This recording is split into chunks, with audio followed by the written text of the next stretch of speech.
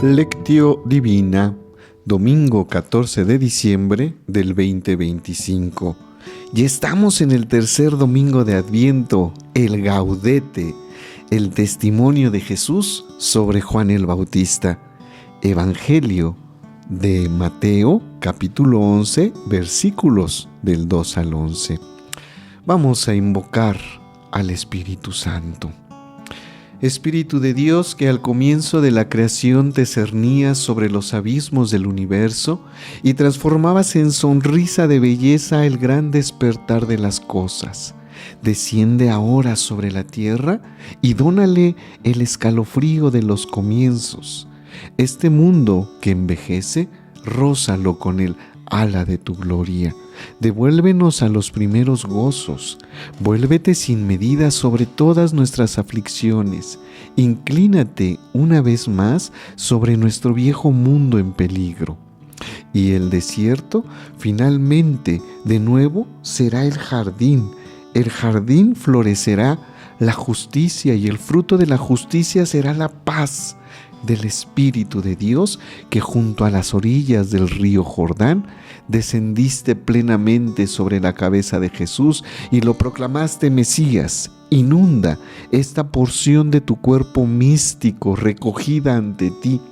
Adórnala con un vestido de gracia, conságrala con la unción e invítala a llevar el alegre anuncio a los pobres y vendar las heridas de los corazones destrozados, a proclamar la libertad de los esclavos, la liberación de los prisioneros y a promulgar el año de misericordia del Señor.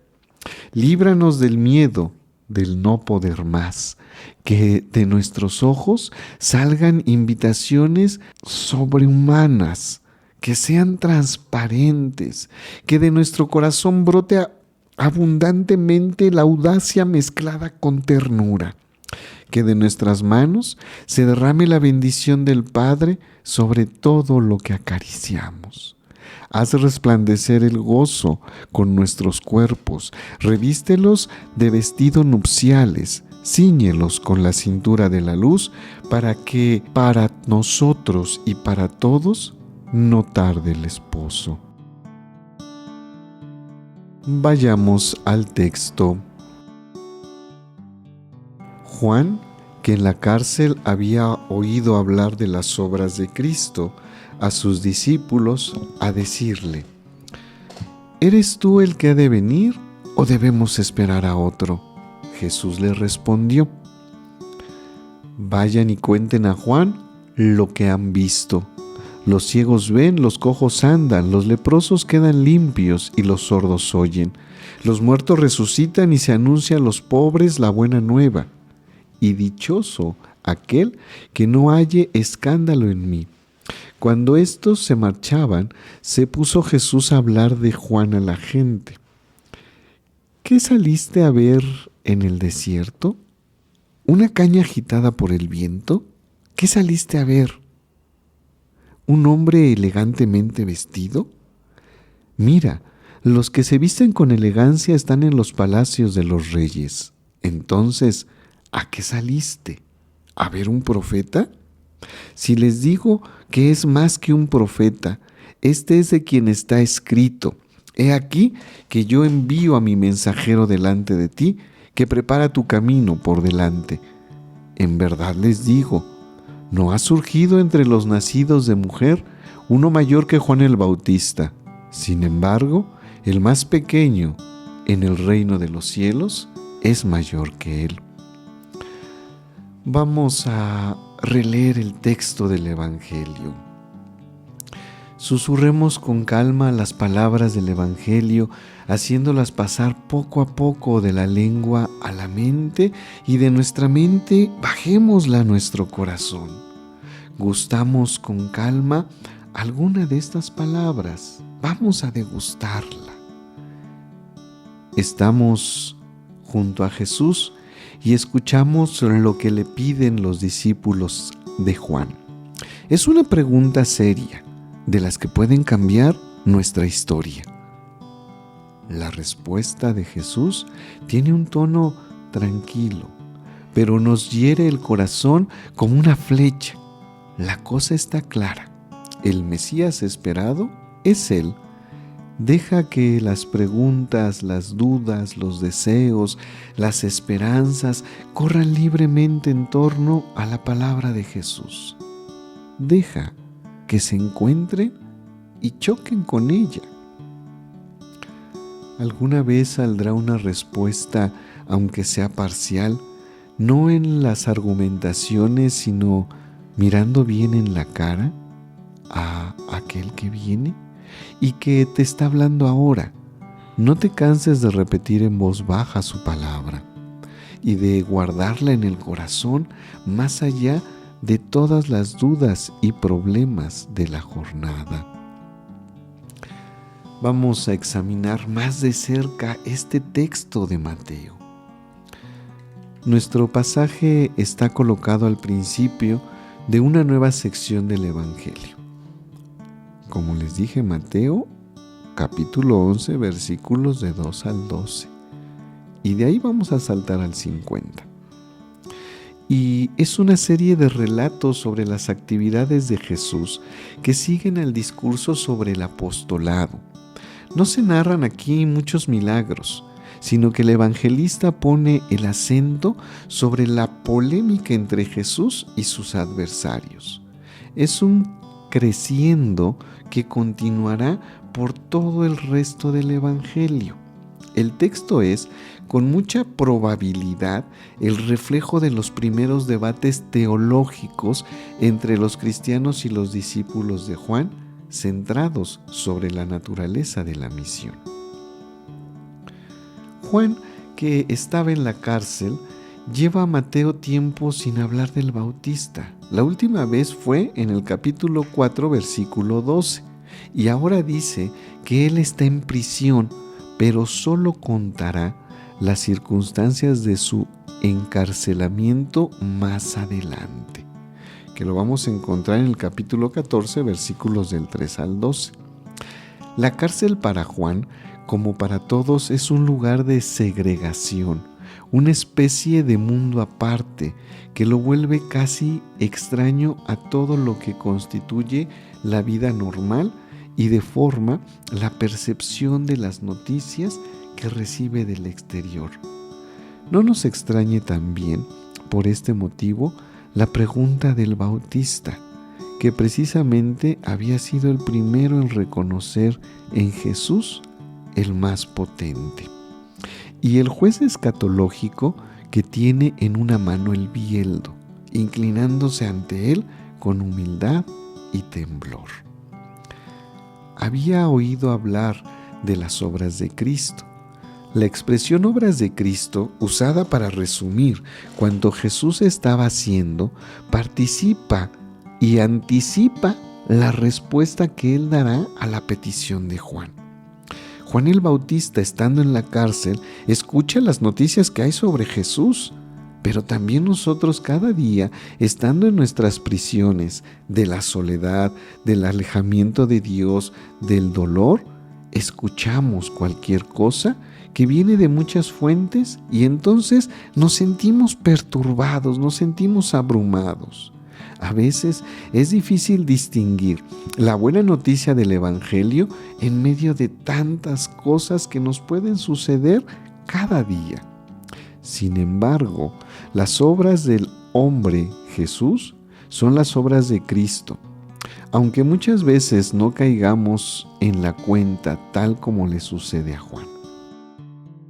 ¿Eres tú el que ha de venir o debemos esperar a otro? Juan, cuando bautizaba a las multitudes en el Jordán, había descrito un Mesías fuerte y severo para castigar los pecados de los hombres. Aquel que viene en pos de mí es más fuerte que yo, y yo no soy digno ni siquiera de llevar sus sandalias. Él los bautizará en el Espíritu Santo y en el fuego. Él tiene en la mano el bieldo, limpiará su era y recogerá su grano en el granero, pero quemará la paja en el fuego inextinguible. Mateo 3, versículos del 1 al 12. En aquella severidad que azotaba en vista de la conversión y por tanto de la salvación, Juan había leído el sello de la misericordia de Yahvé. Ahora, sometido a esta prueba de la cárcel, hecho frágil por el sentido de la impotencia y del fallo, víctima de una injusticia y de la prepotencia contra las que había luchado siempre, cree que el mal esté triunfando. Y esta es como una desconcentración, un desconcierto que él tiene. Inmerso irremediablemente en esa niebla, no logra ver con claridad el poder de Dios en acción de las obras de Jesús. Nos puede pasar a nosotros. Es lícito suponer que Jesús se estaba revelando gradualmente como Mesías, pero lo hacía rompiendo los cánones del ideal hebraico y de las acostumbradas interpretaciones de las Sagradas Escrituras. No estaba haciendo justicia, no estaba separando a los buenos de los malos como la cría o como se criaba para separar el grano bueno de la paja. Predicaba con energía la conversión, pero perdonaba a los pecadores y se mostraba manso y humilde de corazón. Abierto y disponible, todo ajeno a cualquier forma, digamos, pues así como revoloteante de contestar al sistema. Es posible pensar por esto que Juan haya entrado en una crisis porque Jesús no correspondía al Mesías que él esperaba y que había siempre predicado. Por tanto, envía una delegación a Jesús para proponer algunas cuestiones y traer una palabra que ponga un poco de luz en el misterio de la contradicción. ¿Quién eres tú, Jesús? ¿Qué dices de ti mismo? ¿Cómo podemos creer en ti si de frente a la prepotencia e injusticia te manifiestas como el Mesías paciente, misericordioso, no violento? ¿Quién de nosotros no ha intentado hacerse una idea más precisa de aquel en el cual cree y en su modo de obrar, cuando la vida la ha hecho enfrentarse a tantas contradicciones e injusticias, incluso en la iglesia? ¿Quién de nosotros no se ha fatigado en ver e interpretar correctamente los signos de la presencia activa del Señor dentro de la propia historia? Es difícil acoger un Dios diverso de nuestros esquemas y por esto no podemos acusar a Juan el Bautista, porque también nosotros estamos sujetos a la tentación de querer un Dios que tenga nuestros sentimientos, nuestros gustos y que sea más bien algo vengativo en hacer justicia. Quisiéramos a veces un Dios hecho a nuestra imagen y semejanza, pero mis pensamientos no son sus pensamientos, sus caminos no son mis caminos. Recordemos que eso nos lo dice Isaías, capítulo 55, versículo 8. Jesús le respondió: vayan y cuenten a Juan lo que han oído y lo que han visto. Jesús no responde de un modo rápido y directo, sino que muestra con claridad cómo los hechos que provienen de su acción están cambiando la historia y realizando las antiguas profecías sobre el Mesías.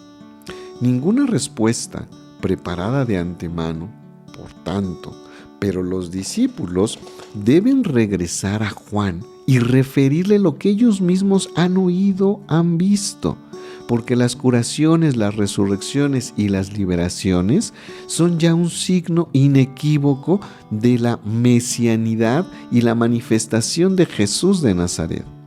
Debemos aprender cada día a anunciar la buena noticia a partir de lo que nosotros mismos sentimos y vemos. El testimonio fraterno e indispensable para comunicar el Evangelio. Cristo se somete humildemente al interrogatorio y responde indicando a los discípulos de Juan un verdadero y propio método de comprensión y de anuncio. Id y contad a Juan lo que ustedes han visto, han oído. El cuarto evangelista reclama el mismo método abriendo su primera carta. Una carta hermosísima que recomiendo pudiéramos todos leer.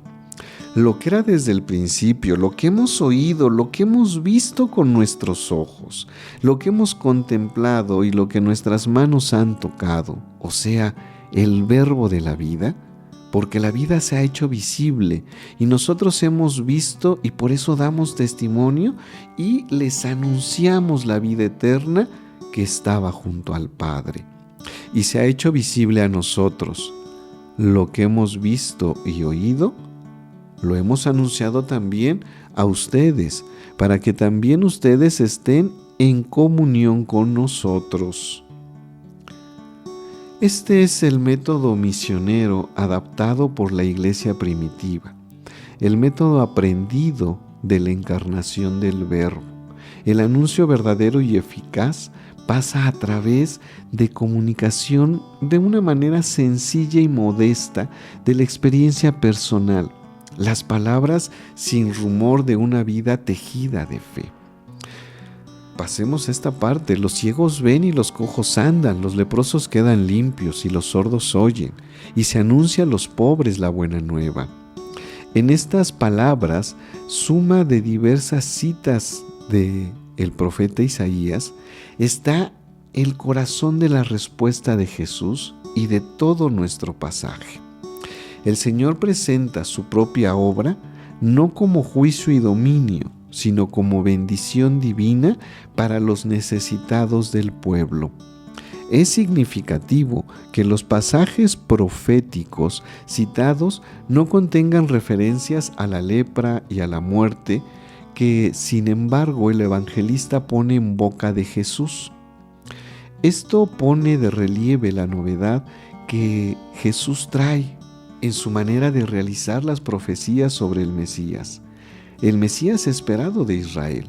Las obras de Jesús son grandes, pero Él es uno de los pequeños, del que habla con predilección. Es un pobre de Yahvé que ya ve la cruz al final del camino como hombre. Esto es algo insoportable para aquel que espera un Mesías triunfante. Dichoso el que oye y ve con un corazón lleno de fe. Indirectamente Jesús invita al mismo Juan a oír y ver lo que él está enseñando y haciendo.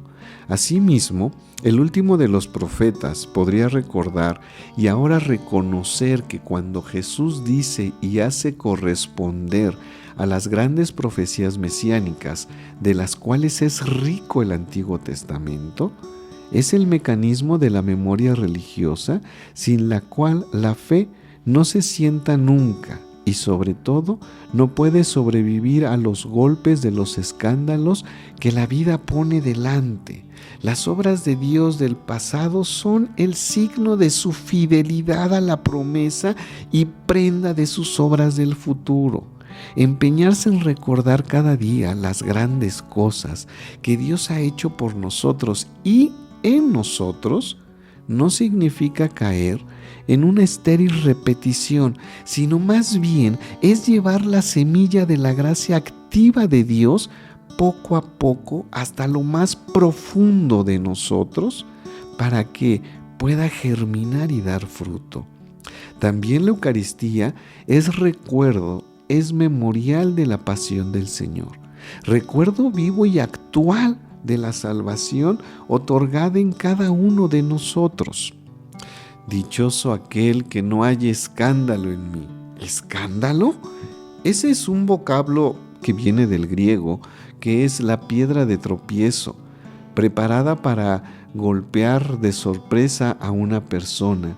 No obstante, el significado que nosotros le atribuimos en general a esta palabra, en la Biblia, el escándalo puede ser tanto algo negativo como algo positivo. Jesús es un poco el que escandaliza a sus conciudadanos con sus orígenes de poca alcurnia y poco apropiados al Mesías glorioso. Escandaliza a los fariseos con sus hirientes palabras. Escandaliza a los discípulos del Bautista, con su obrar fuera de los esquemas preconcebidos. Y escandaliza a sus discípulos con su propia muerte infame. El mismo Jesús, sin embargo, no elogia ni escandaliza a los pequeños o a aquellos que son ocasión de escándalo dentro de la fe o de la moral, induciendo a otros a correr por caminos equivocados. El tipo de escándalo del cual tenemos necesidad es el que nace de vivir radicalmente el Evangelio, el que nos saca de nuestras costumbres de vida y de nuestros esquemas mentales. En nuestra vida estamos llamados todos a escandalizar el mundo con el Evangelio, y este escándalo debemos demostrarlo con la vida, que no nos atamos a usos y a costumbres lejanos de la fe cristiana, de rechazar compromisos que generan injusticias, de preocuparse por los pobres y por los últimos. ¿Qué saliste a ver al desierto? Esa pregunta es, no obstante, la debilidad mostrada en la pregunta puesta por Juan. Jesús describe con entusiasmo a su precursor como un profeta que a su palabra ardiente une los signos vivos e incontestables de su relación privilegiada con Dios, en nombre del cual habla al pueblo. Todavía más, con esta serie de 6 preguntas retóricas y 3 posiciones positivas, Jesús afirma que Juan es más que un profeta, es aquel de quien hablan las antiguas escrituras de los padres, el mensajero que prepara el camino del Señor, según cuanto habían dicho los antiguos profetas. Sin embargo, el Señor no se espera a explicar los motivos de su afirmación. Quizás son demasiado evidentes para los oyentes. Pero ¿no ha surgido entre los nacidos de una mujer uno mayor que Juan el Bautista? Juan no es solo un eminente profeta y el precursor del Mesías, porque es evidente que Jesús se retiene como tal, sino que es grande también como hombre, más que todos sus contemporáneos y hombres de las épocas precedentes. Es una alabanza de tipo estrictamente personal la que Jesús dirige al prisionero de Herodes, y no solo una hipérbole. Como estas palabras, Jesús anticipa el acercamiento entre Juan Bautista y Elías, que será explícito en el versículo 14. Si quieres oírlo, él es Elías que debe de venir. La expresión entre los nacidos de mujer tiene un típico sabor semita, pero contiene también una alusión al misterio del origen de Jesús. También Él ha nacido de una mujer, pero solo en la carne, porque en su génesis humano divino está más allá de la simple humanidad.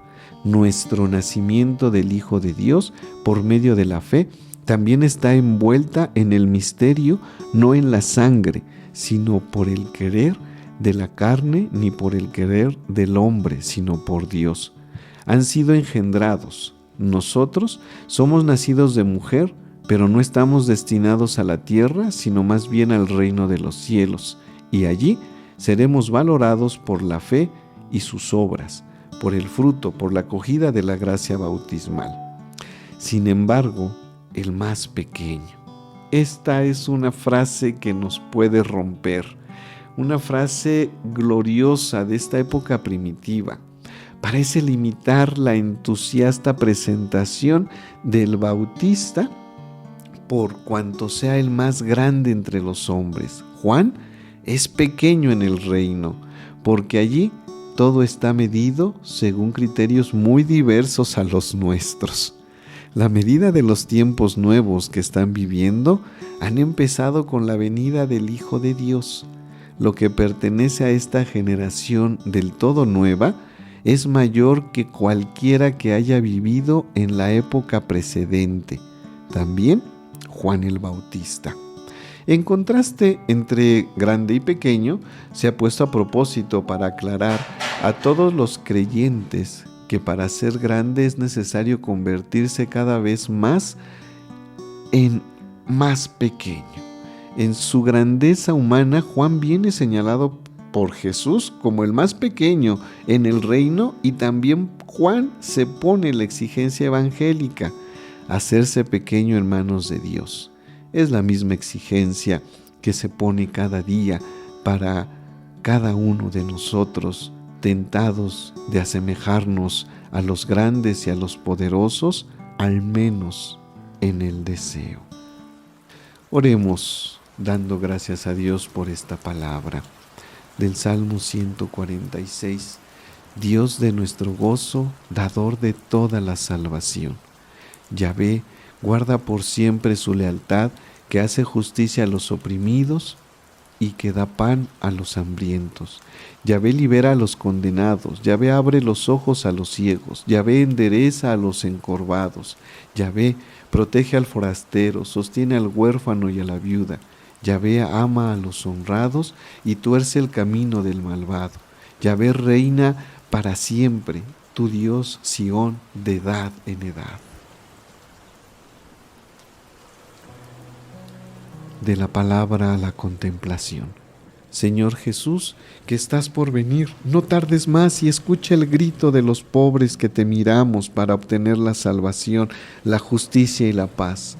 Danos los ojos limpios y un corazón puro para saber discernir tu presencia activa y fecunda en los acontecimientos de nuestro hoy, y que se nos presenta tan gris y falto de rayos de esperanza. Ven, Señor Jesús. El Espíritu y la esposa dicen: ven. Y el que escucha, diga: ven. Tú que estás escuchando, di: ven, tenemos sed de ti, tenemos sed de que vengas. Y el que quiera, que tome gratis el agua de la vida, aquel que testifica estas cosas que dice: sí, vendré pronto. Amén. Ven, Señor Jesús.